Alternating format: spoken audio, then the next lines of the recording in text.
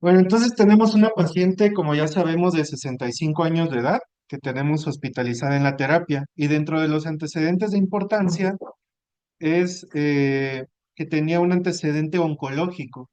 Este antecedente oncológico que es un carcinoma urothelial de alto grado, al final, previo a este internamiento, ya tenía un conducto ileal de Bricker, que la imagen que aparece a la derecha es para ejemplificar cómo se ve ese conducto. Y también ya tenía linfadenectomía pélvica, que también durante la evolución clínica fue de importancia porque la paciente no toleraba los cambios bruscos en la reanimación o la sobrecarga hídrica.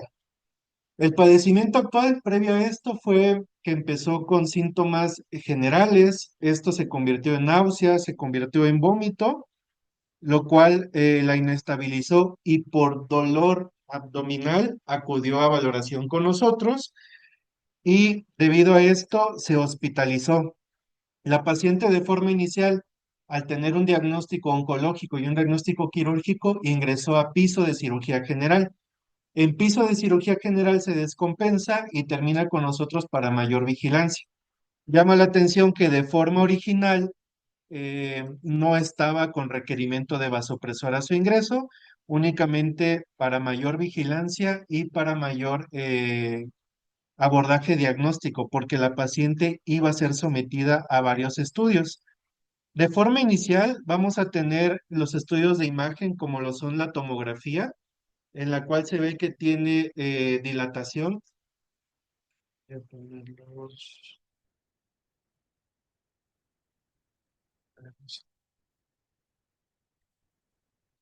Se ve que tiene dilatación bilateral y que tiene algunas tumoraciones dependiente de riñón.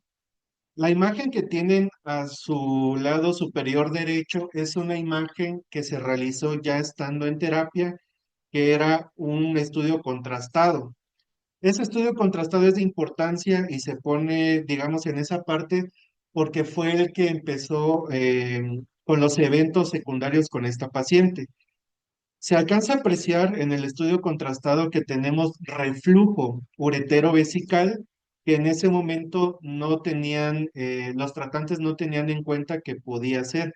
Fue un estudio que se hizo para ver en qué lugar estaban parados respecto al diagnóstico de base, porque originalmente ingresó con datos de infección de vías urinarias que se asoció a los agentes que vamos a ver a continuación.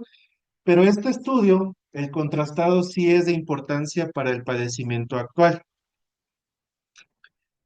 Durante el abordaje se realizaron cultivos, como a cualquier paciente que ingresa a la terapia, y se aislaron esta bacteria Bacillus gram negativo Proteus mirabilis, tanto en sangre como en urocultivo. Para este punto es importante mencionar que ya después, haciendo la revisión del caso, la paciente nos confirmó que ella empezó a reutilizar sus bolsas del estómago. Entonces ella los utilizaba, los lavaba y se los volvía a colocar. Entonces sospechamos en un momento que fue esto un factor importante para que llegara con la bacteria también en sangre o con sepsis. Entonces, a partir de estos aislamientos que teníamos y que ya sabiendo estos aislamientos lo pasan a estudio contrastado, viene algo que es muy interesante en nuestra guardia. A mí me tocó recibir esta paciente y tenerla después de este procedimiento. Entonces, vamos a revisar esta imagen que es de justo ese día cuando la paciente regresó. Si ven en la parte superior, tienen el estudio que bajó a cistoscopía, que fue el estudio contrastado donde se detectó el reflujo uretero-vesical.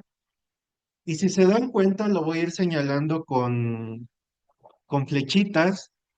Después de que ingresa con nosotros, que regresa del estudio, que justo es a la hora del cambio de turno, la paciente llegó con fiebre, llegó con datos de choque, en ese momento suponíamos séptico, y de forma inicial, como nosotros estábamos en la entrega, también nos comentó enfermera que regresó con agitación. Aquí vale la pena señalar lo que nos han comentado varios adscritos. La agitación no siempre es delirium o no siempre se debe de calmar con Precedex. En ese momento, nuestra reacción fue ponerle Precedex, lo van a ver en la parte de abajo, en lo que terminábamos la guardia. Sin embargo, como llegó con datos de hipotensión y fiebre, se empezó a reanimar.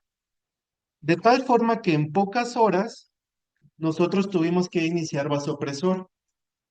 Prácticamente en 2 horas, la paciente de estar sin requerimiento de aminas, sin fiebre y normotérmica, hizo fiebre persistente, requirió grandes cantidades de volumen, que en ese momento fueron cristaloides.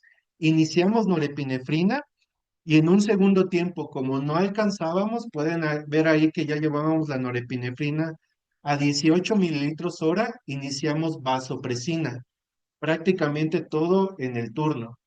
Y coincide que en ese momento la paciente deja de orinar. Entonces, gran parte de lo que les comentamos en el resumen que enviamos del caso fue que la paciente en un turno aproximadamente después de un procedimiento y sabiendo que la paciente tenía una bacteria en la sangre, en ese momento nuestro pensar fue creo que séptico, que pudiera estar asociado al procedimiento que le hicieron. Recordar que el foco de la paciente era urinario.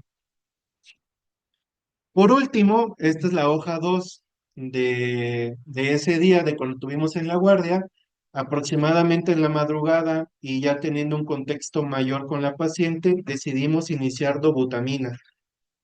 Para recordarles, en el transcurso de la tarde a de la noche, la paciente pasó de estar hipertérmica a estar hipotérmica. La tendencia de las gasometrías fue a disminución de la saturación venosa central y entonces en algún punto llegamos a la conclusión por clínica de que pudiéramos estar ante un choque cardiogénico, que en ese momento no lo sospechamos, pero ya teníamos algunas armas para decir que se trataba de una miocardiopatía séptica. Entonces aquí voy a pedir participación a mi compañero Derek, después voy a pedir a alguien allá en Santa Fe, algún R2, que nos dé su opinión o su pensar o qué hubieran hecho diferente en el caso de que ustedes se hubieran enfrentado a esto. ¿Puedes acercarte, Derek? Ah, lo voy a poner con tiempo para no excedernos del... Ajá, adelante, Derek. Sí que lo conocen, ¿no? Porque ya lo envió hace una semana. Sí. Sí. Hola, ¿qué tal? Buenos días.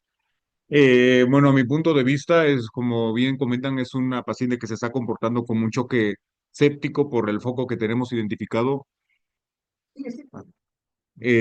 con características de ser refractario por la dosis que tiene de vasopresor y aún así no estamos alcanzando las metas objetivo ni macro ni micro, por lo que comentan. Entonces, la primera posibilidad que se tiene que pensar en un paciente con choque séptico que no está respondiendo al tratamiento es pensar en una posibilidad de origen cardíaca, como comentan los compañeros.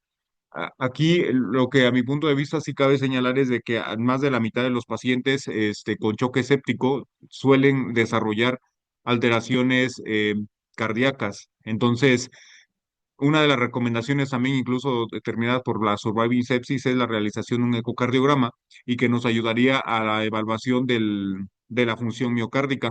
Siempre y cuando, bueno, siempre considerando también que un ecocardiograma transtorácico convencional, los resultados se deben de tomar con reserva con reserva en el contexto de un paciente con choque séptico, porque consideramos que tenemos disminuidas las resistencias vasculares periféricas y por lo tanto tenemos un corazón que se está comportando como con disminución de la precarga por la vasodilatación generalizada, incluyendo la disminución del retorno venoso.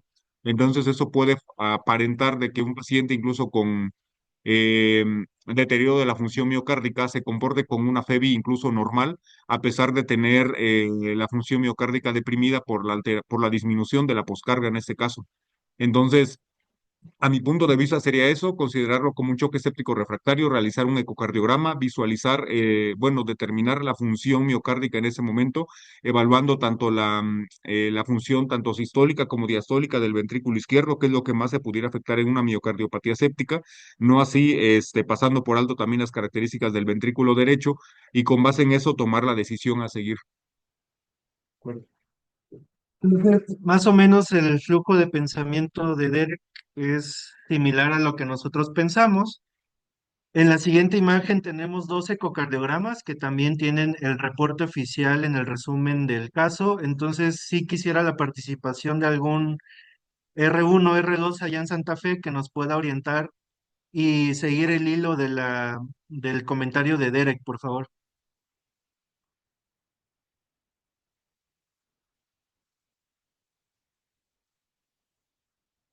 Ya no, pues.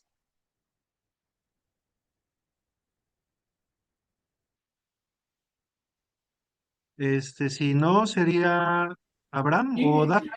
Ujú. ¿Nos puedes repetir la pregunta, Marilyn? No entendimos bien Un cómo. comentario respecto al caso y reforzar lo que dijo Derek, por favor.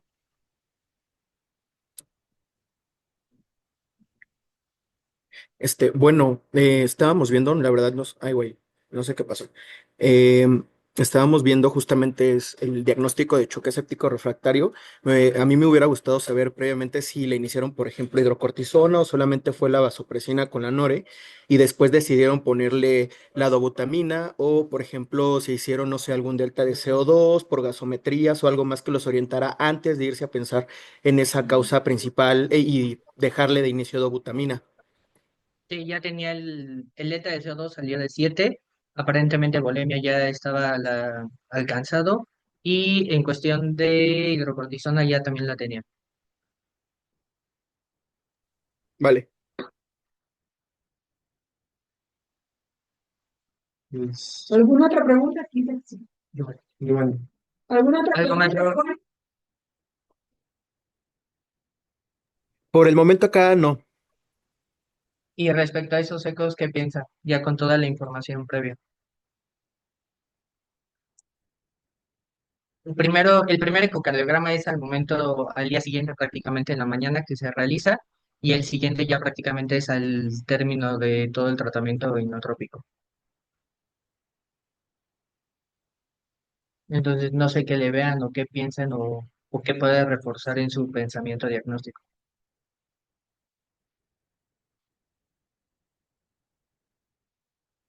Una pregunta, Bueno, lo que podemos ver es en el primero, en el que es el del lado izquierdo de la pantalla, que sí se alcanza a ver un poco más, pues sí, hiperdinámico el miocardio en comparación con el de la izquierda. Eh, no veo bueno, no veo muy bien la pared libre del ventrículo, pero me parece que no tiene una buena contractilidad. Este, y parece que tuviera un poco de derrame pericárdico. Ok. ¿Alguien más que quiera comentar algo? Marlon, Rosita.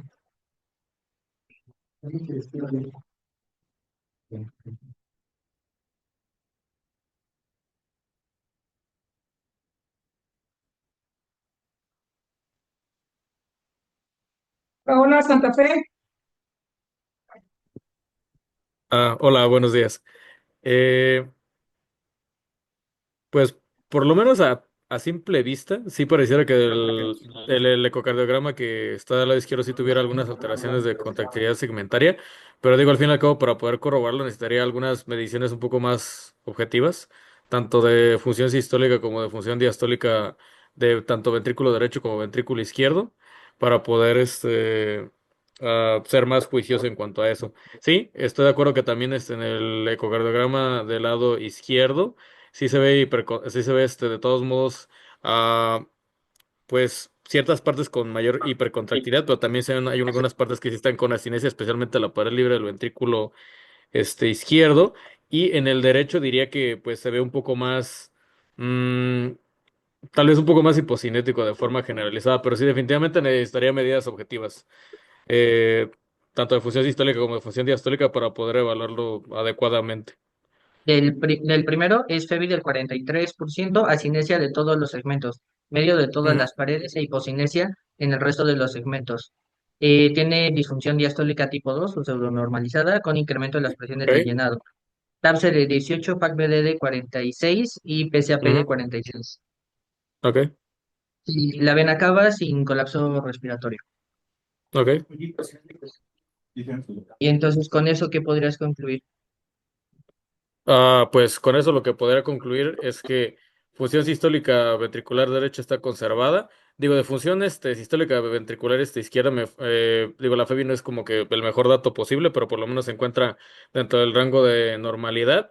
Y pues, como tal, tiene datos de difusión diastólica, que por lo menos en el contexto de miocardiopatía asociada a sepsis, pues puede ser uno de los criterios diagnósticos, ya que abarcan tanto disfunción sistólica como disfunción diastólica.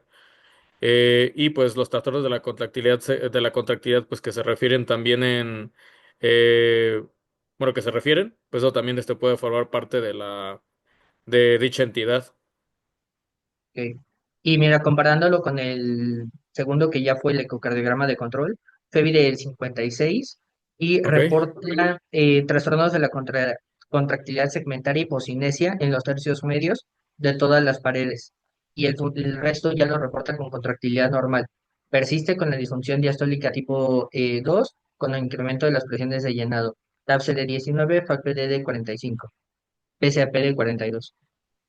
¿Cuánto tiempo Ok. después fue ese? Pues hubo mejoría, o sea, objetivamente hubo mejoría, en especial por la parte en la que ya no hay, bueno, que ya no hay hipocontractilidad, de forma generalizada.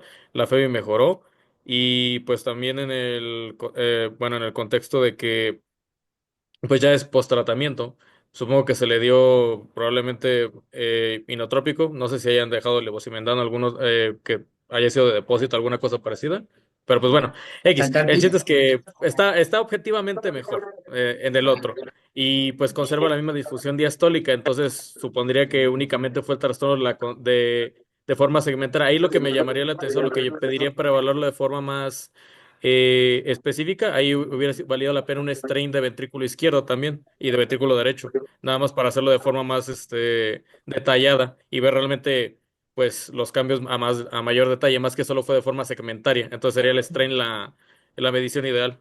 Strain del ventrículo derecho, menos 20,7 y del ventrículo izquierdo quedó en, dame dos, no recuerdo, menos 20,7. En el segundo. Sí, en el segundo. Pues Y en está, en el izquierdo fue menos 18,7. pues está limítrofe en el en el lado izquierdo, pero en el lado, bueno, en el nuevo, en el post-tratamiento, pues sí, netamente está, por lo menos por strain, está normal. Ok. Vale la pena resaltar nada más que el primer ecocardiograma ya también tenía infusión de Lobutan. ¿Ok? Ok, ya tenía inotrópico. Ok, ok, ok. Pues no sé, no tengo alguna otra cosa más o sea, que comentar en ese aspecto. Yo creo que sí hay estas mediciones extremo y eso que cambiaría algo la decisión diagnóstico terapéutica que tienes con lo previo. No, no, no, definitivamente no cambiaré como tal la decisión terapéutica, solo lo comentaba por lo que reportaban de las alteraciones, que eso pues ayudaría a devolverlo con más detalle, pero que cambiaré mi decisión terapéutica, no, o sea, sería la misma. Ahorita lo vemos en, vaya, toda la presentación del caso, pero sí ojo con eso. Ok. Al final el desenlace de la paciente, como tienen en el resumen, fue bueno.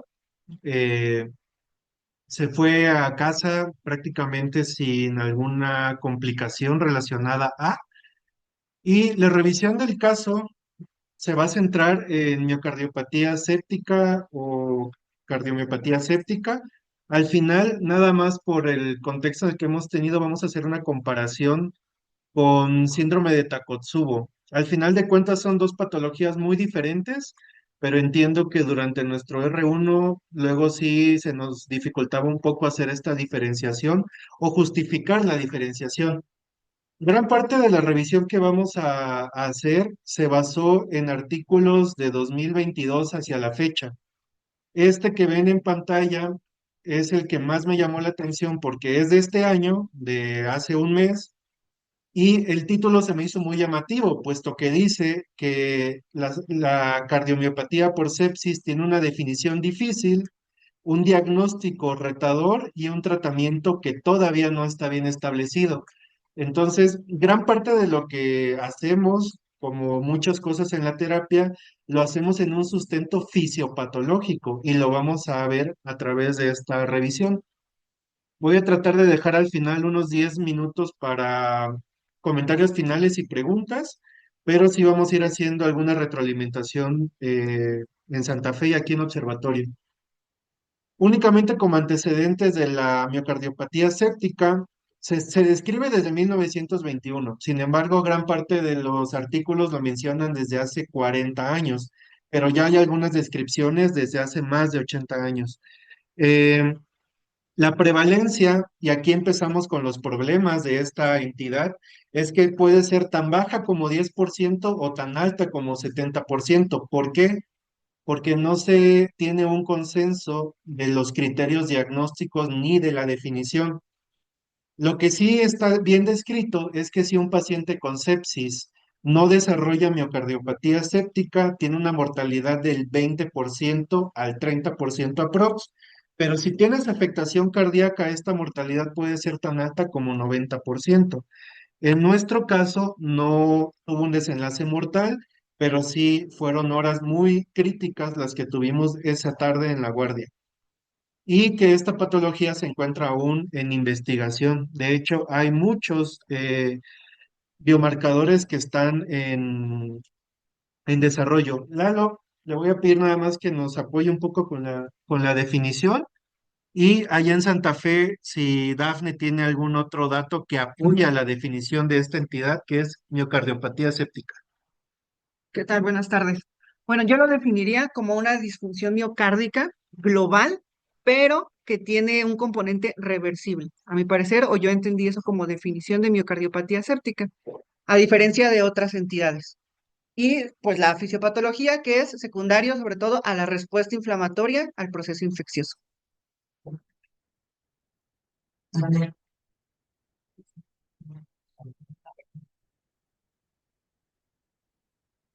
No, Jesús, quien esté cerca. Dafne, dijiste Dafne, Dafne. Hola, Dafne. Hola doctora, pues lo único que agregaría es que no es isquémico, que es un proceso agudo y como comentó es secundario a una respuesta inflamatoria sistémica. Otra vez repítelo, por favor. Que no es isquémico, es agudo y secundario a una respuesta inflamatoria sistémica.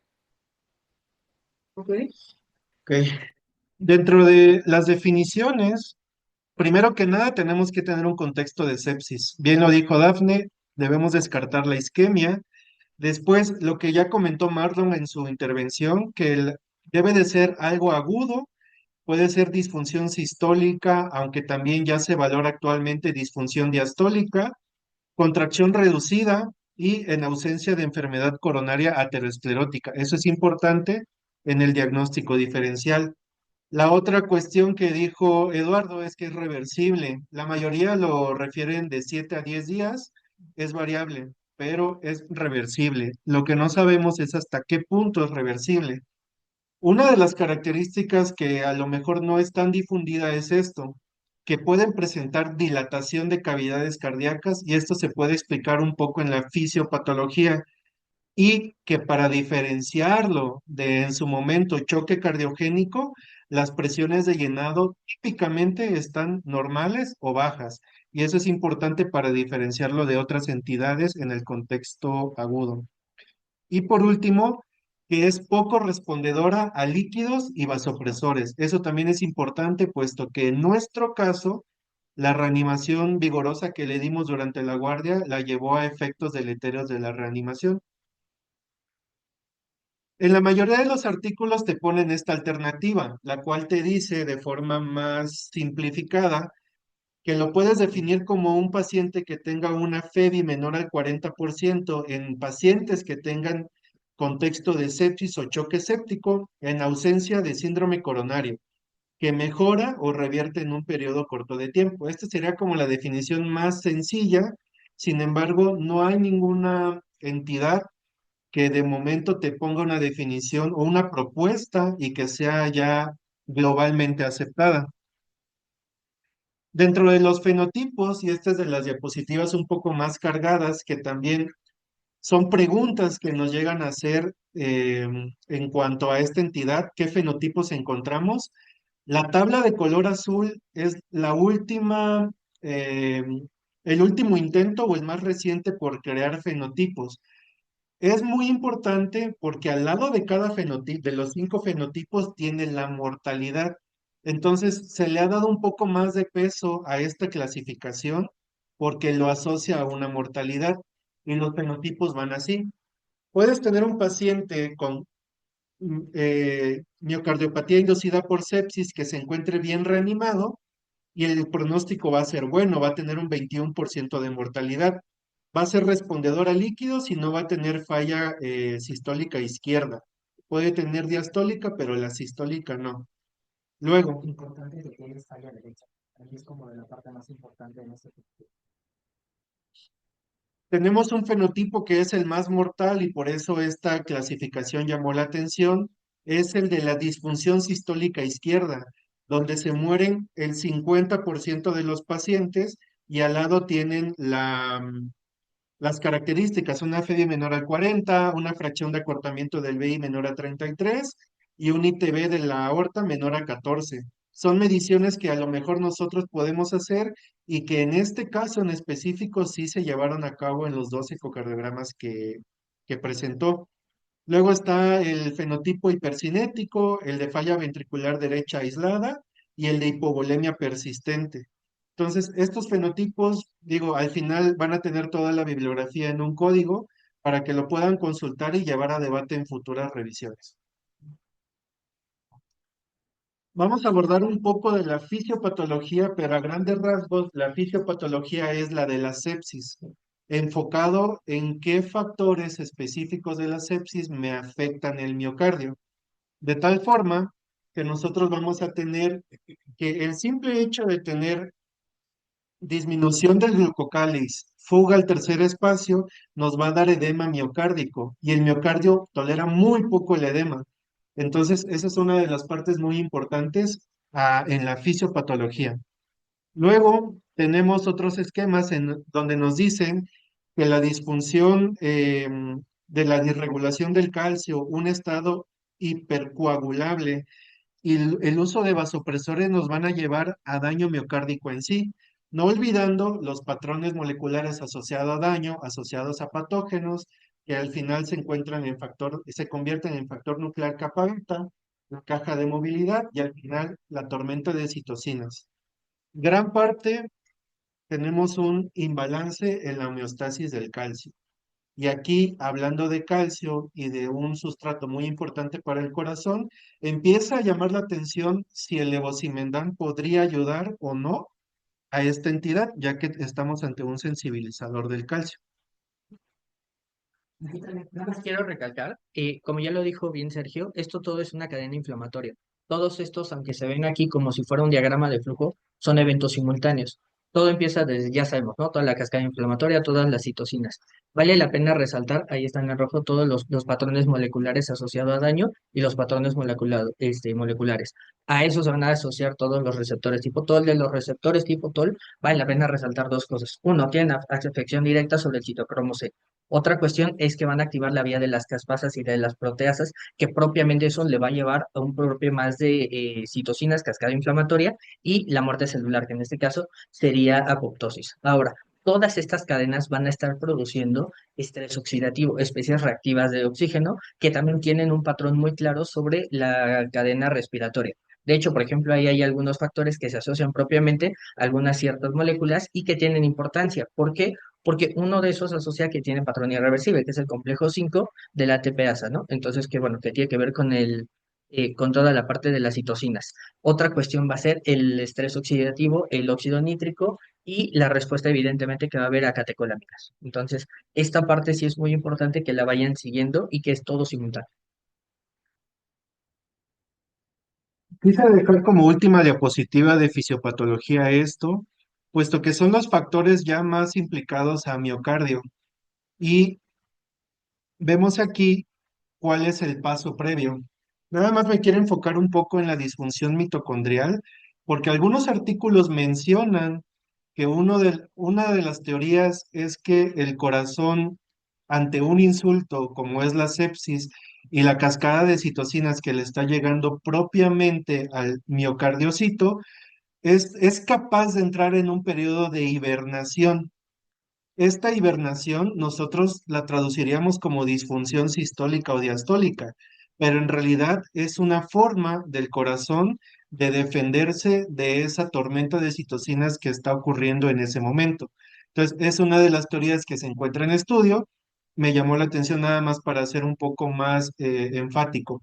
Y gran parte también tiene que ver la disregulación de los receptores beta a nivel miocárdico. Lo vamos a ver ya en la comparación de miocardiopatía contra Takotsubo, pero toda esta excesiva producción de óxido nítrico y la cascada de citocinas, hay una regulación a la baja de los receptores beta del corazón.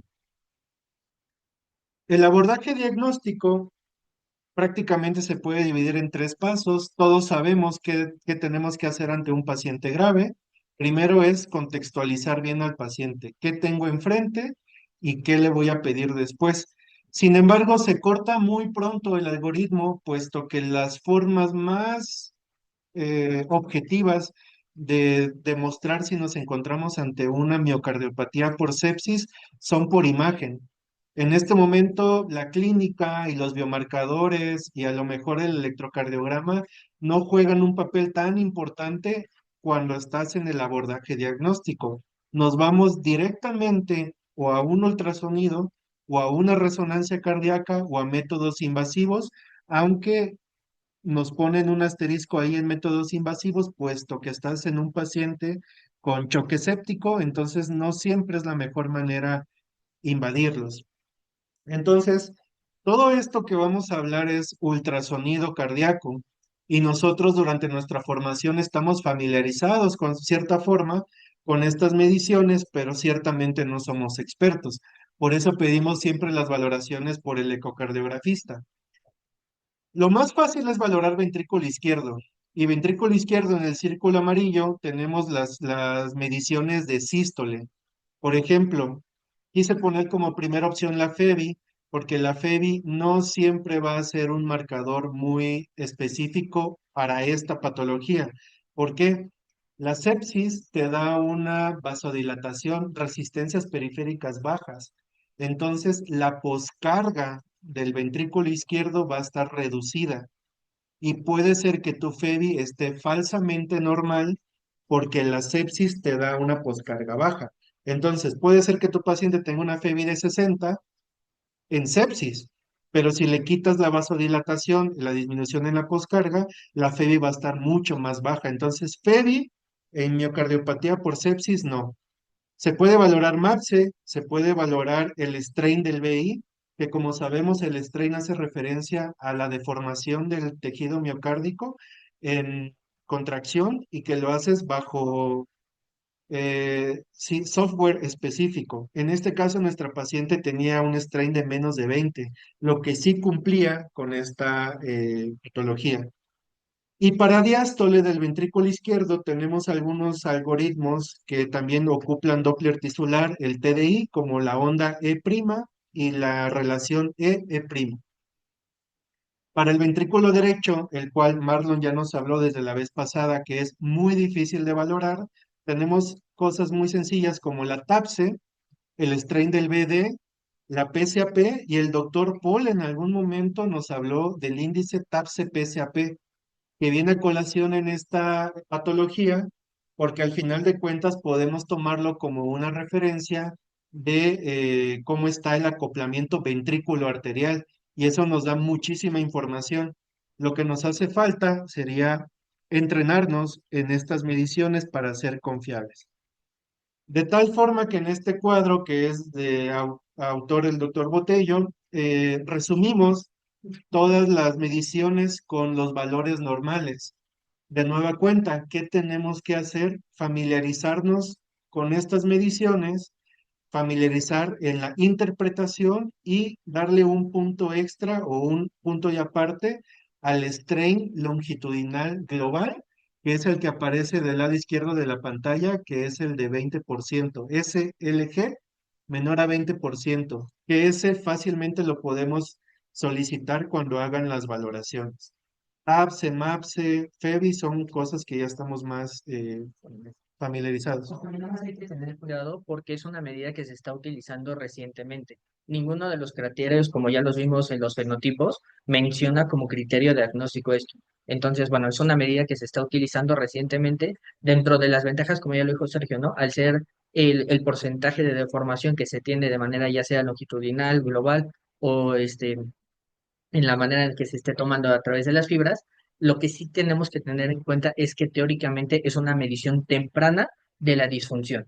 Entonces, vaya, está todo esto en estudio, pero tenemos que tener cuidado porque estrictamente hablando y apegado a lo que tenemos de mayor evidencia, no hay ningún criterio ni ningún fenotipo que específicamente nos hable de eso. Otras cuestiones como es la resonancia magnética, ayer comentando con el doctor Jorge Delgado, nos comentó que nuestra paciente era candidata para resonancia magnética, puesto que en algún punto entraba la duda si era miocardiopatía séptica o si pudiera ser miocarditis. Y la forma de diferenciarlo es con resonancia magnética, puesto que la resonancia te puede diferenciar entre edema, inflamación y tejido fibrótico, y el patrón difuso o local. Y este es como el reforzamiento de tu diagnóstico ecocardiográfico. Entonces, la resonancia sí juega un papel importante para esta patología. Lo que es electrocardiograma y biomarcadores, no hay nada que sea concluyente. En el electrocardiograma vas a tener taquicardia o fibrilación auricular, pero no es específico. Troponina y BNP se van a elevar, puede ser por sepsis, puede ser por falla orgánica secundaria o por la misma lesión miocárdica, pero no son específicas. En la parte de abajo tenemos a la secretoneurina, que es de los marcadores que se encuentra actualmente en estudio, porque parece ser que sí es específico de estos estados sépticos cardíacos, pero sigue en estudio, no hay nada concluyente. Nada más recordar, ¿no? Dentro de la resonancia magnética tiene que ser con raíz tardío de gadolínio, que es específicamente para valorar este tipo y que, bueno, o así la tenemos que pedir en dado caso de que nos especifiquen, y es el estándar de oro para las mediciones cardíacas. Entonces, valdría la pena hacer en la mayoría de los pacientes, nada más habrá que determinar sobre todo los costos y la viabilidad que se tenga, sobre todo en cuestión de frecuencia cardíaca, ¿no? Que ahí sí nos puede influir un poco en las mediciones. Y respecto a los nuevos marcadores, como ya lo comentó Sergio, la secretaria específicamente tiene que ver con la respuesta adrenérgica que se tiene. Y entonces, como ya lo había comentado previamente, al ser una de las vías propuestas que tiene mayor importancia en esta patología, es por eso que se están utilizando. Los demás G21, GDF15 se secretan, pero el problema es que no han determinado que sean exclusivamente para miocardiopatía séptica, sino que se pueden elevar en cualquier dilatación. Entonces aquí ya habrá que determinar si pueden llegar a ser como pronóstico o diagnóstico en algún momento. ¿Ok? Aquí nada más le quisiera pedir tu participación a Memo y allá en Santa Fe, ¿quién está? Jesús, que nos comenten un poco sobre el manejo de miocardiopatía séptica, empezando aquí por Memo, por favor. Eh, Hola, buenos días. Eh, Como ya comentaron en el caso y como tenía la paciente, el manejo inicial de una miocardiopatía séptica, como se desencadena por un estado de choque séptico, comenta la bibliografía que se tiene que empezar de manera inicial con norepinefrina, vasopresina. Como ya sabemos, tienden a no responder al apoyo vasopresor, entonces antes estaba en discusión el uso de dopamina, ya después se dieron cuenta que no funcionaba, no estaba indicado y pasaron al uso de dobutamina. Está muy controvertido lo que mencionaban hace rato con la fisiopatología del calcio, el uso de un inodilatador como levosimendan. Eh, Algunas bibliografías que yo leí sí lo recomiendan, otros están como en discusión, pero pues el tratamiento es así, es apoyo vasopresor para el estado de choque y posteriormente iniciar dobutamina y levosimendan. Pero está discutido todavía eso. Allá en Santa Fe, ¿quién nos apoya? Hola, buenos días, soy Jesús. En cuanto a lo que leí de los tratamientos disponibles, el inicial o el que más descrito está es la dobutamina. Menciona que ese sí mejora pues la contractilidad miocárdica, pero tenía el problema de que aumentaba el consumo miocárdico de oxígeno. El levosimendan, leí que había algunos estudios clínicos que mencionaban que sí mejoran los parámetros en cuanto a a la falla cardíaca o a la miocardiopatía, pero no mejoraba la mortalidad a 28 días ni a 90 días. Entonces, realmente sí había una mejoría clínica, pero no mejoraba la mortalidad. En cuanto al resto de terapias que también leí, mencionaban los beta bloqueadores, sobre todo pues basado en el ensayo clínico de Morelli, que fue en el que se ocupó esmolol, o bueno, beta bloqueadores de acción corta, y pues tenía una frecuencia cardíaca meta entre menor a 90. Y pues había demostrado que disminuía las dosis de norepinefrina que se necesitaban para el manejo de los pacientes, y esto pues porque disminuía el consumo miocárdico de oxígeno. Algunas otras terapias, la ivabradina, mencionaba que esta también pues disminuye la frecuencia cardíaca, el consumo miocárdico de oxígeno, pero que no tiene una, ¿cómo decirlo? Una repercusión hemodinámica como el beta bloqueador. Y pues al final mencionaban pues también las terapias invasivas, que sería, por ejemplo, el ECMO venoarterial, exactamente. Esas pues eran las terapias que yo leí que estaban disponibles en este caso. Ok, gracias. Esta diagrama que yo lo entendí muy similar a los escalones que te ponen en ARTS. Los estadios que están en verde es lo que está bien validado, o sea, líquidos, tratar la causa. Lo que está en rojo es lo que no debemos de hacer, que es tratar de disminuir la función del ventrículo derecho ni del ventrículo izquierdo. Y del ventrículo derecho ponen atención a cómo los ventilamos. O sea, si de verdad no le estamos haciendo daño porque muchas veces no volteamos a ver al ventrículo derecho en estos contextos. Puede ser que la disfunción de la miocardiopatía séptica solo sea derecha y lo estamos ventilando mal. Lo que está en amarillo es lo que tiene medianamente evidencia, dobuta, betablox y ECMO, y el levosimendan, pues muy dudoso. Ahorita vamos a ver el estudio, pero ciertamente no hay algo que lo apoye sobre dobutamina. Como bien lo dijo Memo, sí o sí, Nore, con sus bemoles. Como segundo vasopresor, según guías de Surviving, vasopresina, dopamina no, por el rollo de las arritmias que te puede dar, y la milrinona, no lo mencionan muchos estudios, menciona que se ha estudiado poco, pero que en realidad no se ha demostrado que sea efectivo sobre otras terapias. Entonces, hasta aquí las recomendaciones, Nore y Vaso, sí. Dobuta, sí. Pero el artículo te menciona que solo en los casos que tú evidencies que el paciente tiene hipocinesia global. Si no tiene hipocinesia, no se va a beneficiar. Y la dobutamina se prefiere porque tiene predilección por los beta 1 sobre los otros receptores. Ahora, como bien dijeron, te aumenta el consumo miocárdico de oxígeno y levosimendan no. Levosimendan tiene efecto inotrópico, lucitrópico, sensibilizador de calcio. Entonces, en teoría, sonaría como que es la mejor opción para esta patología. Sin embargo, estudios serios, como lo es el Leopards, no demostraron mejoría en la mortalidad. Mencionan que es más caro y que en algún punto se puede ahorrar un poco de lactato y de norepinefrina utilizando levosimendan, pero que al final de cuentas no hay algo contundente o objetivo que apoye el levosimendan sobre dobuta. Entonces ahorita es dobuta, pero aquí podemos usar mano de nuestros recursos y utilizar levosimendan en casos aislados. El Leopards es un estudio que se realizó en el contexto del choque séptico. Específicamente no tienen grupos o subpoblación que se haya realizado específicamente para comprar grupo que estrictamente tuvieran diagnóstico de miocardiopatía séptica, entonces para poder hacer esa comparación. ¿Quieres comentar algo? Es lo que les iba a decir, o sea, Ajá, o sea, hay que tenerlo cuidado. De hecho, a la fecha no hay ningún estudio que nos pueda hablar seriamente de que miocardiopatía séptica entre una u otra terapia.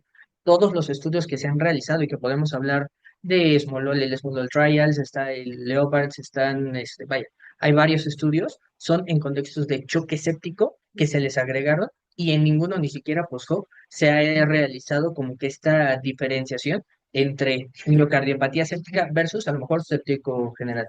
sería una tarea conversión climática de la industria, Pero, posicionó ante la exactamente de lo que inventaron ingresos de ultravioletas en el laboratorio de post-textos. ahí hay dos, pero son metaanálisis, pero hay dos que concuerdan cosas completamente diferentes. Y de hecho comparten estudios muy similares, y entonces por eso la mayoría de bibliografía posterior a esos dos los acaban anulando, porque dicen que no hay manera de evaluarlos, porque hay uno que está a favor, hay otro que aumenta la mortalidad, pero al tener más del 40% de estudios similares y ser un metaanálisis, mencionan que seguramente es problema de cómo se escogió o cómo se hicieron los ajustes, por lo cual no se puede dar ninguna conclusión. Pero sí existen esos dos. Cosas que ya comentamos, manejo de la frecuencia cardíaca, el que tiene más evidencia es el esmolol, luego está el landiolol, que es como de las drogas nuevas, y la ibabradina mencionan que sí, pero si te beneficias más de los efectos del esmolol, prefieres esmolol sobre ibabradina, pero sí se ha mencionado.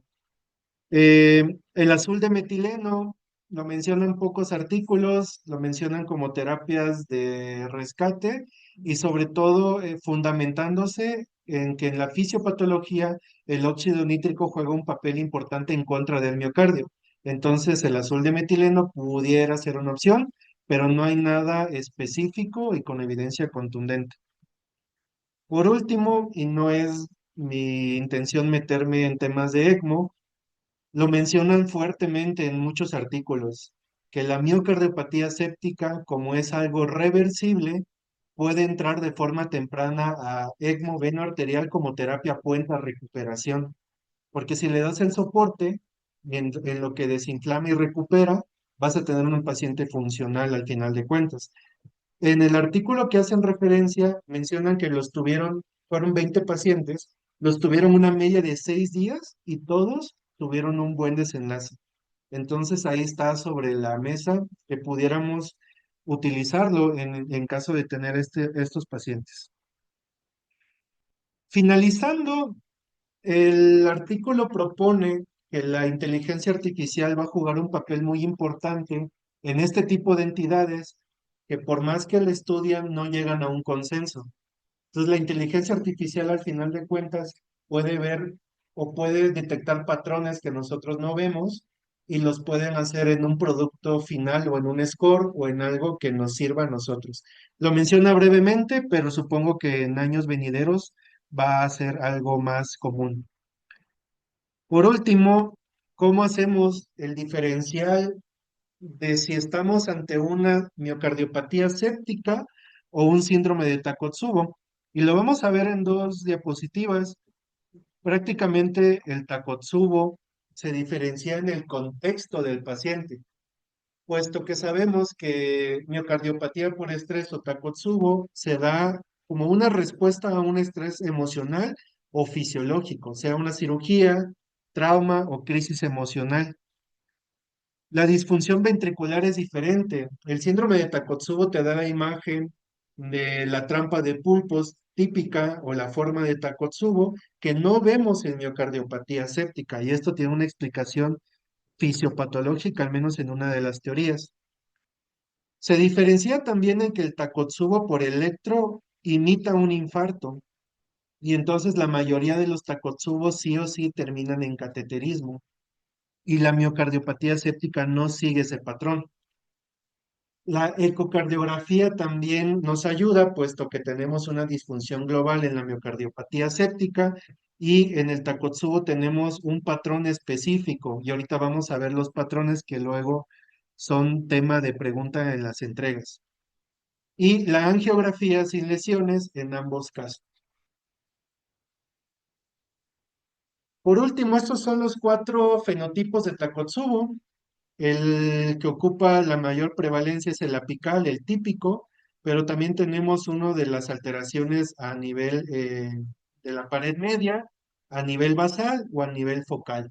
Por ahí también son algún Takotsubo reverso donde el patrón se invierte, pero los descritos son estos 4.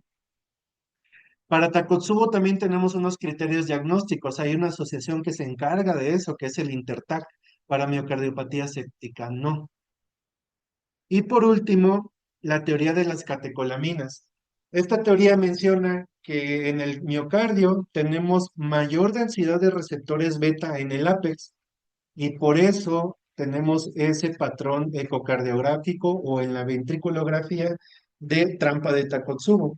Y la teoría se explaya, o sea, da para más tiempo, pero básicamente exceso de catecolaminas da lesión miocárdica y que puede dar necrosis de miocitos y todo esto por el locus coeruleus que se activa ante respuestas al estrés, sean físicos o emocionales.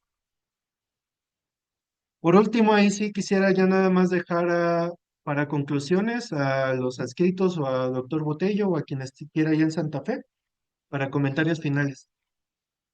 Bueno, primero, resaltar, ¿no? La importancia que tenemos que estar pensando en esta entidad, sobre todo en el contexto que ya lo vimos, choques que no les encontramos en el contexto escéptico, que no nos responden, la importancia, ¿no? A lo mejor de hacerle, como lo habían comentado Giovanni, ¿no? Al principio, ya valoré bulimia, tengo un diferencial de CO2 que me puede orientar, a lo mejor yo en la imagen, aunque no pueda tomar todas las medidas, ver efectivamente que hay algunos de los trastornos y que no están asociados a un territorio, entonces, pues bueno, ¿no? Sería bueno pensar en esta entidad posteriormente, ¿no? Diagnósticos es complicado, no tenemos realmente criterios, pero sí tenemos que saber diferenciar y entender que la miocardiopatía séptica está asociada a cualquier cámara, ¿no? O sea, puede ser, tenemos disfunción corazón derecho, corazón izquierdo, ya sea sistólica como diastólica, ¿no? Entonces, estar pensando en eso y efectivamente, ¿no? El tratamiento controversial, no tenemos evidencia de que uno sea superior a otro, en lo que a lo mejor sí hay un poco de evidencia, pero no sustenta para tener un manejo, es la microcirculación. Hay un trial, es muy pequeño realmente, en el cual pacientes selectos en el que sí se diagnostica miocardiopatía séptica, que no responden a dobutamina a 5 gamas, son los candidatos idóneos para levosimendan, y ahí se hizo la comparación con la microcirculación y en el que teóricamente les va mucho mejor y tienen mejor sobrevida y mejor días de estancia hospitalaria y todo, pero es un estudio muy pequeño para poder considerarlo como una recomendación general, ¿no? Para todos. Entonces, pues bueno, no olvidar la resonancia magnética, que realmente sería el estudio de oro que los podía ayudar. Y pues la teoría de toda la citocina inflamatoria, que es lo más bonito, yo creo que de esta entidad. No sé si alguien quiera comentar. Yo creo que lo que hacías en la parte de la revisión se hablan muy bien los componentes, las valoraciones por eco, incluso es inteligencia artificial, pero retomar un punto que lo más importante sigue siendo la evaluación y la valoración clínica de los pacientes. Es muy difícil porque, como vimos, hay una presentación muy amplia y lo más importante, más que tener, y por eso mi pregunta hacia Marlon de para qué le iba a servir el strain. O sea, si lo vas a catalogar para estudios, ok, pero si ya tienes los demás datos, si tienes saturación venosa, ya lo tienes, ya no necesitabas más datos, ¿no? O sea, ya la parte clínica que te lo está diciendo. Y en ese contexto me hubiera gustado que en la exposición clínica se hubiera visto la evolución, realmente los puntos que llevaron al inicio de dobutamina, cómo fue tu saturación venosa central, cómo fue tu diferencia arterial de CO2, la que llevaron, y posteriormente, una vez que inicias la dobutamina, cómo te fue evolucionando tu manejo vasopresor, tu uresis, tu saturación venosa, porque eso es lo que vamos a estar viendo nosotros. Lo demás es un apoyo clínico, es un apoyo para acabar de tomar decisiones, para sustentarlas, para tenerlo, pero lo más importante es cómo llego y el análisis que yo tengo de mi paciente, desde que no me está respondiendo, que yo tengo un choker refractario, ya controlé bulimia, ok, puede ser una disfunción por sepsis, le voy pidiendo un eco, valoro mi saturación venosa, valoro una diferencia renal arterial de CO2, hago una ecoscopía, pero parte del análisis clínico de todo, porque si no también nos vamos a ir al otro lado. Probablemente habrá muchos, y es el problema que tienen los estudios, donde si hacemos a todos los pacientes con sepsis, tarde o temprano vamos a ver algunas de las disfunciones, pero que no tenga el impacto clínico que me habla de que este paciente amerite un manejo específico. Simplemente, probablemente podría catalogar decir, sí, tiene disfunción, pero es alguien que necesito ponerlo. Entonces, el inicio parte de la valoración clínica de los pacientes. Lo demás está muy bien para completar, parte de ahí. Entonces, nada más quisiera dejar ese punto. Dos cositas más aprovechando antes de ponerlo. Te faltan referencias en varias diapositivas. No iba a mandar, pero, o sea, tiene que estar, lo que tú pongas tiene que estar eh, diferenciado. Creo que- Ah, y otras, algunas traducción, y sobre todo, si ya lo tienes en español, no ponga siglas en inglés, sea de cardiac out. O sea, si lo estás manejando, las cosas tienen que estar en español y por lo tanto, sobre todo en español, salvo obviamente por algunas que ya están más que establecidas en el. Exacto. Espérate tantito, señor. ¿Algo que quieras comentar, Alejandro Díaz? Pues nada más para asegurarme los puntos que había visto. Entonces, rápidamente, ya alguna pequeña corrección. Allá en Santa Fe, Giovanni, ¿cuándo se hizo la primera descripción de miocardiopatía por sepsis y quién la hizo? Giovanni, que no fue en 1920 algo, ¿eh? 1920, no sé. La verdad no sé quién fue el primero.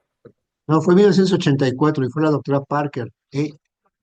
Bueno, o doctor, pero hizo la descripción clásica. O sea, la descripción clásica, la primera persona que dijo hay una disfunción miocárdica inducida por sepsis fue Parker en 1984. Ok, Espérame tantito ahí. Dafne o Rosy o quien esté allá, ¿en qué momento tenemos que tener presente que puede tener el paciente esta disfunción miocárdica por sepsis? ¿Qué dice el doctor Parker?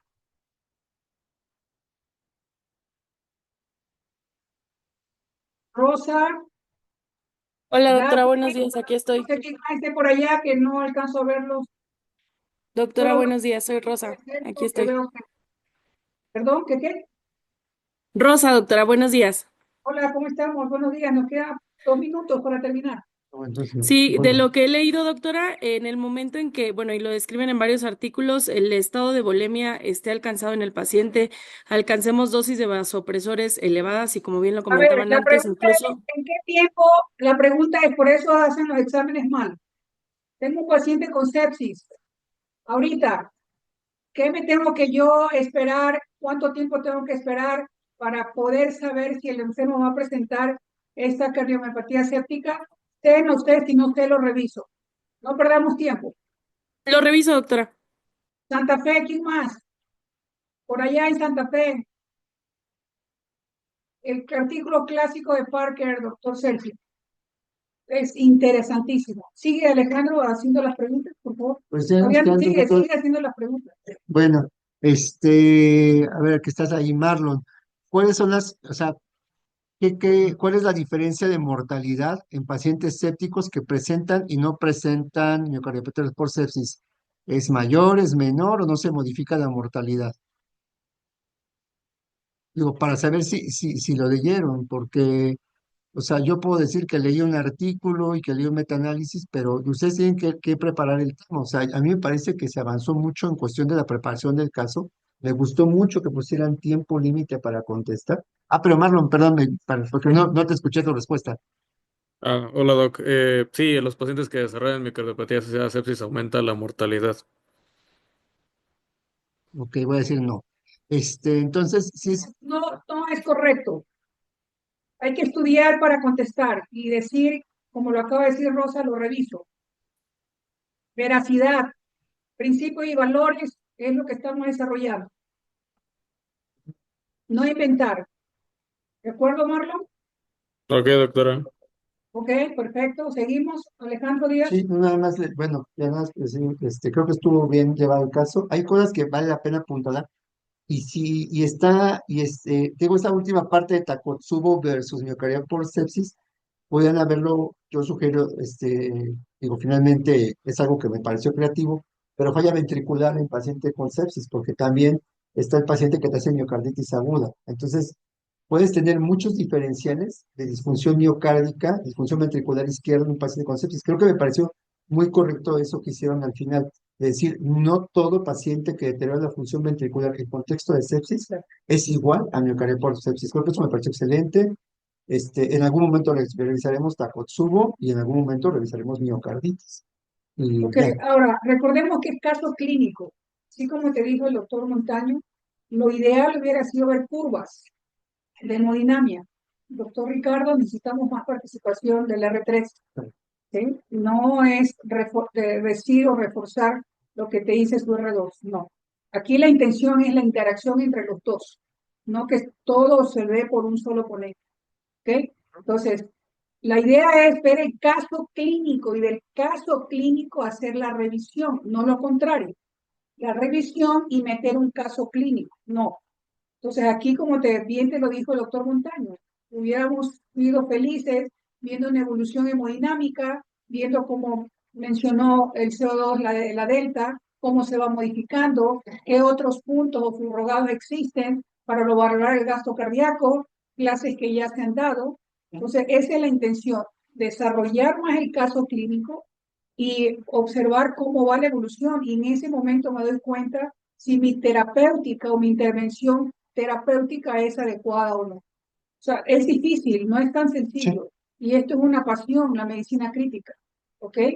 Bueno, Bueno, ok, muchas gracias, sí. Santa Fe. Nada más, Estás trabajando. la bibliografía está aquí para los que les interesó. Quítale ese. Este, por si quieren descargarla, ahí están todos los artículos. Y ya, muchas gracias. Sí la pueden tomar la- Sí. allá en Santa Fe. Sí, pero Lo pueden de mandar. todas maneras tienes que ponerme esta información en el. Tienes que poner la información, por favor.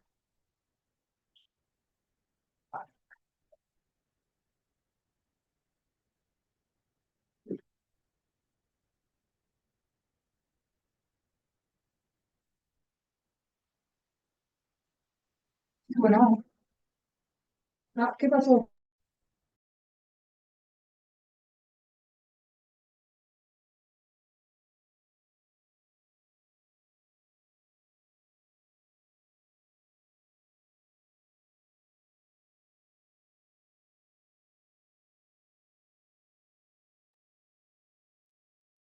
Gracias a todos aquí ya tomaron la bibliografía. Que tengan un buen día.